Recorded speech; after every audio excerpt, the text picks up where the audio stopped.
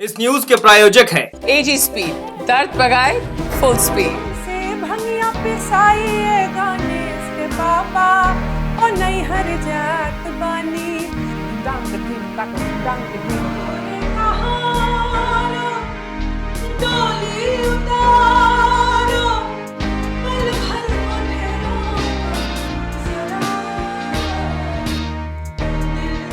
भोजपुरी गीतों की महारानी है ये। असम में हुई पैदा लेकिन बिहार की दीवानी है ये। कंठ में है सरस्वती विराजमान लेकिन अभिनय में भी है इनका नाम।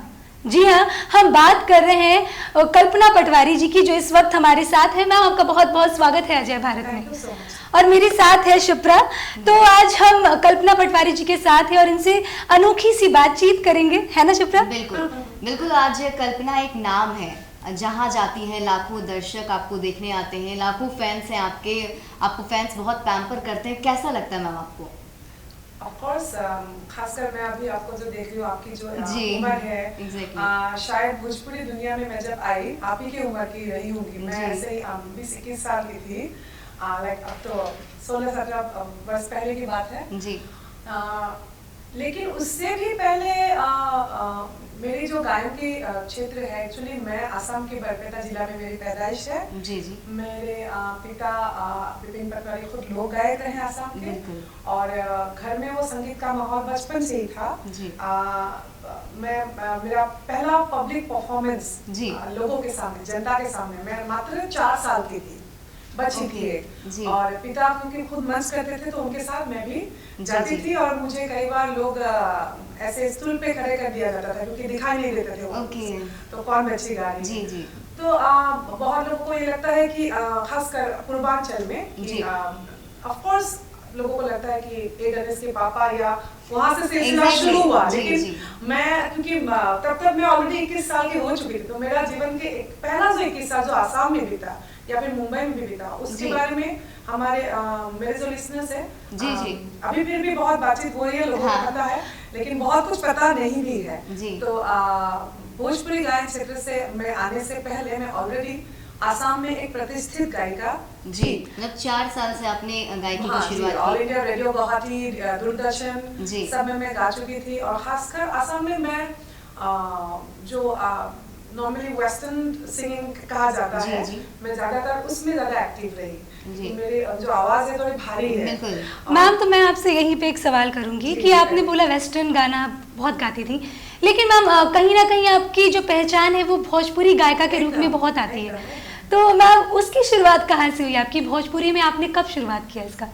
भोजपुरी की पहली याददाश्त असम में ही है, जब एकदम जैसे 10-12 साल की मैं बच्ची होंगी तभी, और मैं मंच में बहुत एक्टिव तभी थी एज ए चाइल्ड आर्टिस्ट जी। और तभी मैं 2 भोजपुरी गीत मैं तभी सीखी थी। हमने जेबे ससुर घर में बाबा और एक राते सपना दिखाई दिया हमको, ये 2 गीत मैं तभी भी मंच पे गाती थी। और तभी ऐसा ही मीन्स मुझे जितना मतलब थोड़ी बहुत झलक याद है। आप प्रोफेशनली बहुत सीरियसली जब मैं मुंबई पहुंची 2001 जी जी, 1 साल संघर्ष रहा, और उन दौरान मैं पंजाबी, राजस्थानी, ओडिया बहुत कुछ गाई, और अचानक फिर मेरे सामने मुंबई में ही भोजपुरी गीत मेरे सामने आया।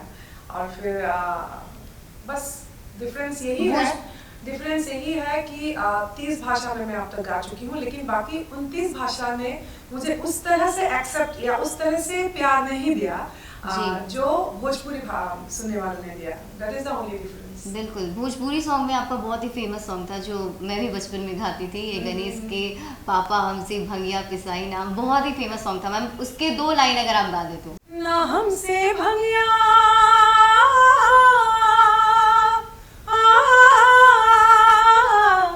ना हमसे भंगिया पिसाई ये गणेश के पापा, और नहीं हर जात बानी, दुखाला कोमल हमार कलाई ये गणेश के पापा, साच कही बात मानी। भंगिया धतुरवा राउर हमसे ना पिसाई, बसहा के डोरी धाके घूमल न जाई, काहे करे नी अखिया हो, काहे करे नैनी अखियां लाल ए गणेश के पापा काहे खिसियात बानी। बहुत ही सुंदर मैम, बहुत ही खूबसूरत गाना है ये और बहुत पसंद था उस टाइम के दर्शकों को। लवली, दो ऐसे और भाषाएं जिसमें आप गाना चाहती हो प्लीज, क्योंकि मेरी एक दरख्वास्त है ऐसे तो बहुत सारी भाषाएं हैं। जी जी। मैम एक जो आपका फेवरेट हो। धुले भाले कोरी ओई बाबी तोय ए धुलिया ओई बाबी तोय ए धुलिया ओई धुले भाले कोरी ओई बाबी ए धुलरे मारी रे ओई नाको तिनु फरमोई नाको तिनु फरमोई हरलोई उभोती जाबी तोय तिलिंगोई बिहुनु अखमियारोई धिंडांग धिंग तांग धिंडांग धिंग धिंग। ये बीट होता है साथ में, ये टिवा कम्युनिटी की ताल है, हालांकि भाषा जो है अखमिया में इसको लिखा गया है। जी, आपने वो सपने देखे, उसे पूरा किया और आप एक मिसाल बनकर उनके सामने कह सकते हैं आप सामने आई हैं। तो कुछ स्ट्रगल के टाइम में कुछ एक दो किस्से जो आप दर्शकों के साथ साझा करना। सपने देखना जरूरी है जी, और सपनों में जीना बहुत जरूरी है। जी, आप जो सोचते हैं वही एक्चुअली आप अट्रैक्ट करते हैं। जी, जो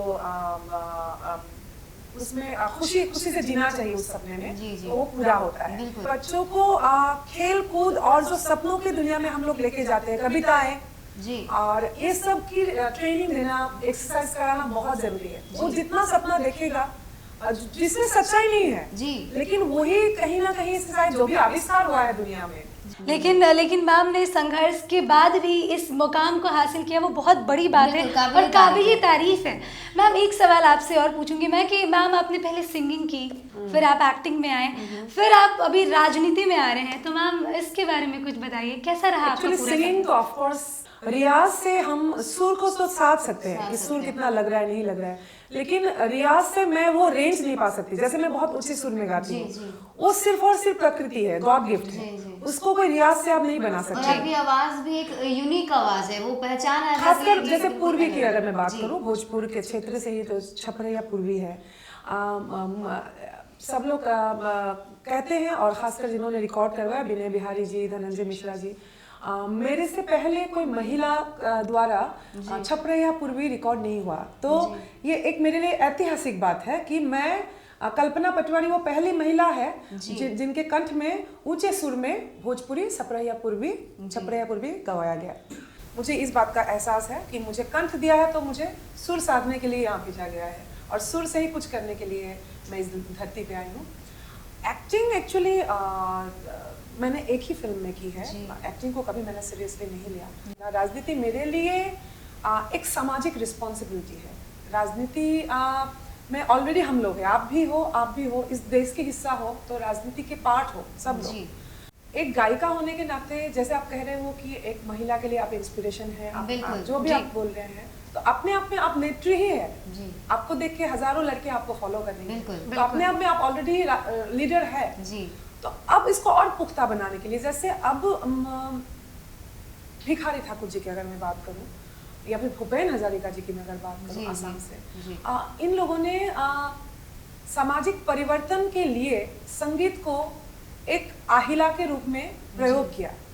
संगीत सिर्फ मनोरंजन नहीं रहा इनके लिए, मनोरंजन तो था ही, उसके साथ जैसे अभी बच्चों के साथ बलात्कार हो रहा है, तो अगर भिखारी ठाकुर होते तुरंत उसमें मार्मिक कुछ लिखते और उस गीत के बहाने वो बहुतों को बहुत कुछ बोलते।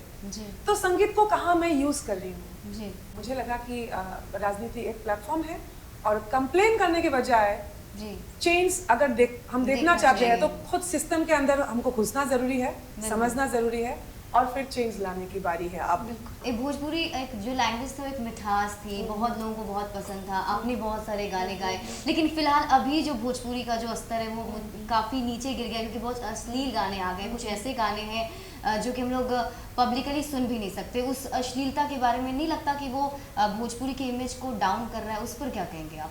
ये एक्चुअली मुझे पूछना चाहिए। अच्छा, मुझे पहली बात तो मुझे पूछना चाहिए, क्योंकि मेरा भी जो ऑब्जर्वेशन है, जो अश्लीलता की बात है ना, वो कहीं ना कहीं सीधा लाके भोजपुरी फिल्मों को दोष देने से पहले जागरूक होना बहुत जरूरी है। जागरूक कोई पुरुष नहीं होगा, आपको होना है। आपको खबर होना है कि आपके घर के पड़ोसी में छोटी बच्चियों के साथ क्या हो रहा है, कभी पूछिएगा। कि मैम अश्लीलता की जहाँ बात हो रही है, तो मैम आपने कहा कि जो लोग हैं यहाँ के कल्चर पे बात बोलते हैं कि हमारा इतिहास वैसा रहा है मैम, लेकिन आज जो आपने बोला कि बॉलीवुड में भी ऐसी चीज़ें हो रही है, लेकिन मैम कहीं ना कहीं अगर बिहार में ऐसा कुछ होता है या भोजपुरी में कुछ ऐसा होता है तो डायरेक्टली पॉइंट आउट हम बिहारियों को ही या भोजपुरी को ही किया जाता है। मैम ऐसा क्यों? आप लोग खुद अपने आप को इसका दोष देते हैं। आप लोग इस डीप इनसाइड इस बात को, मैं क्योंकि मैं बाहर से हूँ, मैं अंदर भी हूँ, मैं बाहर भी हूँ। Yes ma'am. मैं दोनों ओर से देख रही हूँ, ठीक है। मुझे 29 भाषा ने ऐसे गीत नहीं परोसे, भोजपुरी ने क्यों परोसा? कभी ये सवाल किया आपने? हर जगह में औरत को दुगना संघर्ष करना पड़ता है इस देश में जी, ठीक है। इस समय, अभी के इस समय में बेटी बचाओ बेटी पढ़ाओ का बात बोलना, अभी भी हम उसी जमाने में हैं कि हमको बोलना पड़ रहा है। नरेंद्र मोदी जी को एक नया स्लोगन लाना पड़ रहा है कि बेटी बचाओ बेटी पढ़ाओ। क्यों जरूरत है हम पर इसकी? अब वो समय नहीं है, अभी तो हम लोगों को कहीं और होना चाहिए, कहीं और होना चाहिए। रिस्पॉन्सिबल आप किसको मानती हैं? समाज समय, अपनी मिट्टी। आपकी नजर से आप नेगेटिव को ढूंढते रहते हो। तो राजनीति में अभी आप आई हैं, बीजेपी आपने ज्वाइन किया है, अगर आपसे पूछा जाए आप कौन से विधानसभा सीट से चुनाव लड़ना चाहेंगे तो आपकी राय क्या होगी? उसमें मेरा कोई राय नहीं है, इसलिए क्योंकि जहाँ भी रहूँगी मैं कला और मेरी जो संस्कृति है, जो गीत है, इस आर्ट को ही समर्पित रहूँगी। इसी के लिए मैं काम करना चाहती हूँ। मेरा लक्ष्य मुद्दा वो है, मैं चुनाव में आऊँ या नहीं आऊँ। बिहार में क्या चाहती हैं, जो बदलाव चाहती हैं आप हमारे दर्शकों को? पहला तो कास्टिज्म से ऊपर, क्योंकि जैसे आसाम से आने के बाद, आसाम में कास्टिज्म है हर जगह, लेकिन आसाम में क्या है ना, अलग अलग ट्राइबल कम्युनिटीज़ है, तो बहुत ये नहीं है कि चार जो वर्ण व्यवस्था है, बहुत मुझे हम लोगों को स्ट्रांगली महसूस नहीं हुआ वहाँ पे।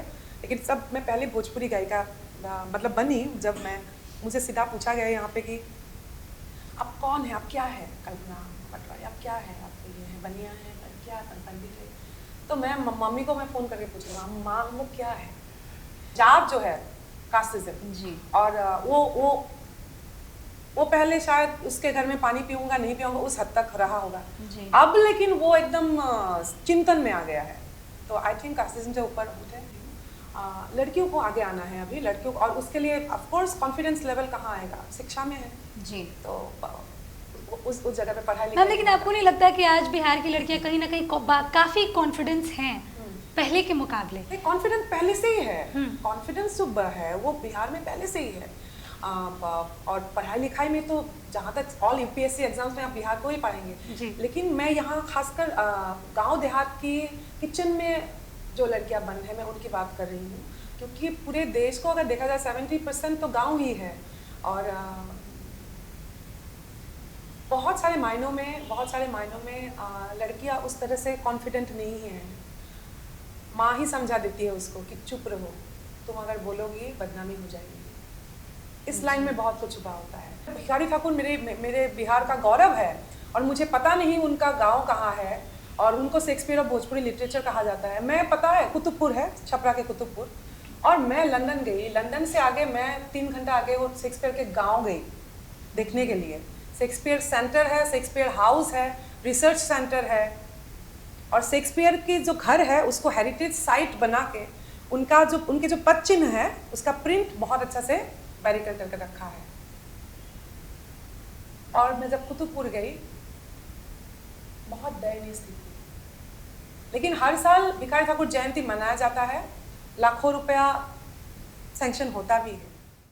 तो ऊपर ही ऊपर he is the Shakespeare of Bhojpuri literature बोलने का कोई हक नहीं रखता है बिहार, अगर उनको वो सम्मान नहीं दिया जाए तो जी।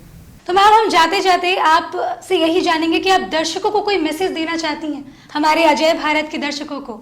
दिल से लगा के बस एक दफा वे देने दो गुड़ियों को दुआ,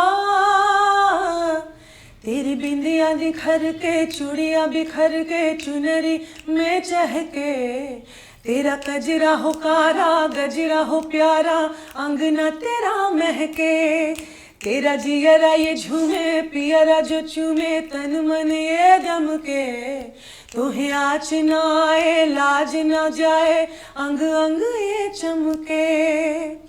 और कहारो डोली उतारो, तकिए पे तेरे बिछाए, चांद ये तेरे लिए ठुमरियां गाए, खिड़की पे तेरी रात की रानी मुर्गियां लेके लोरी सुनाए। सो जा गुड़िया सो जा, अखियों से तू ओझल हो जा, और सुबह अब ना जगाओ, पल भर को ठहरो तो जरा। तो ये थी हमारे साथ कल्पना पटवारी, जिनसे हमने खास बातचीत की। अभी के लिए बस इतना ही। बिहार झारखंड की तमाम खबरों के लिए आप देखते रहिए अजय भारत। डोली उतारो, पल भर को ठहरो तो जरा, दिल से लगा के बस एक दफा में देने दो गुड़ियों को दुआ। कॉलेज में कैसे तुम्हें उठाकर मैंने प्रपोज किया था।